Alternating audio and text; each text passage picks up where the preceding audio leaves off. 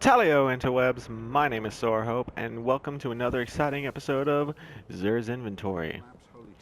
Now, as you probably would have assumed from the latest update, with the jukebox being down in the downstairs hangout area, Xur is down there, and let's go see what he's got this week. Can I help? There will never be enough guardians.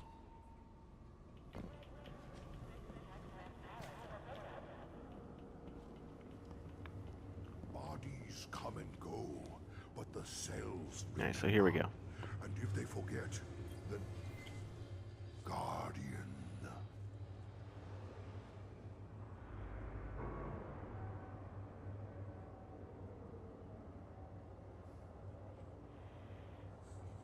So first up, for Titans this week, we have the Helm of Inmost Light, with a strength stat roll of 117, upgradable to 125. This is actually a very, very high stat roll. The max stat roll for helms is 128. The main bonus that this helm will give you, it will give you Death from Above and Headstrong for your Fists of Havoc. If you are a Striker Titan, I recommend picking up this helm, especially this week with the highest stat roll, as those two perks will basically allow you to stat for other bonuses in your tree and just make for a very enjoyable experience all around. I really like this helm, and I know a lot of people who do.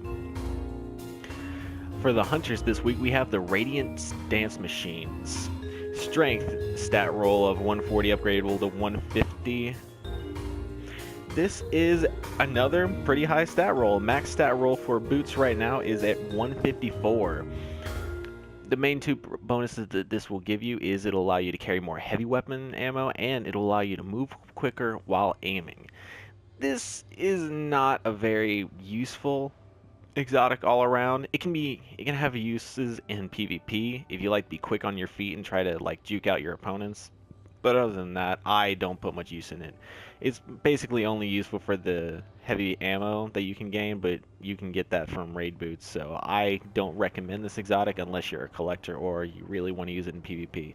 It does have really good synergy with Mida Multi-Tool if you happen to have that. So if you do have that and you like to play PvP, it can be fun to use, but I still probably wouldn't recommend it, even with the very high stat roll. Next, we have Void Fang Vestments. I believe this is only the second, maybe third time Xur has ever sold this, so this is a pretty rare one. Strength stat roll 144, upgradable 155. This is a pretty decent stat roll, but not anything to write home about, as the max stat roll for chest pieces is 169. The main bonus that this will give you is carry more hand cannon ammo, more special ammo, and your Axiom Bolt will spawn 3 explosives instead of just 2, basically allowing you to hit 3 separate targets with your Axiom Bolt rather than just 2. And you will spawn instantly with grenade energy. This doesn't have as much use in PvE, however, in PvP, this can be devastating. You can basically chuck an Axiom Bolt into a room off of your spawn and hit 3 people. Now, your Axiom Bolt probably won't kill them unless they're damaged, but it'll do massive amounts of damage, at least taking out 3 people's shields if you can get 3 people within this. So this is very good for PvP. PvE users probably won't get as much use out of it, but it can still be a very fun chess piece to work with. And then this week he has my personal favorite exotic weapon, the Last Word. The bonuses on this hand cannon are increased hipfire accuracy, and its special perk is bonus damage and stability and extra precision damage when firing from the hip. Basically, if you hit someone in the head while firing this thing from the hip, it's going to do massive damage.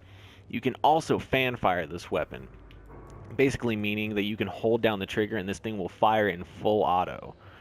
I recommend statting for max stability on here, which even though it will decrease your range abysmally low, it will make it to where you can just put all of those shots in on the head. It is amazing in PvP.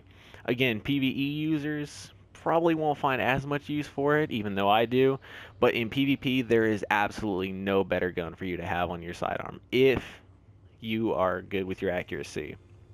And then of course we got our exotic shard. This week we have another chest engram.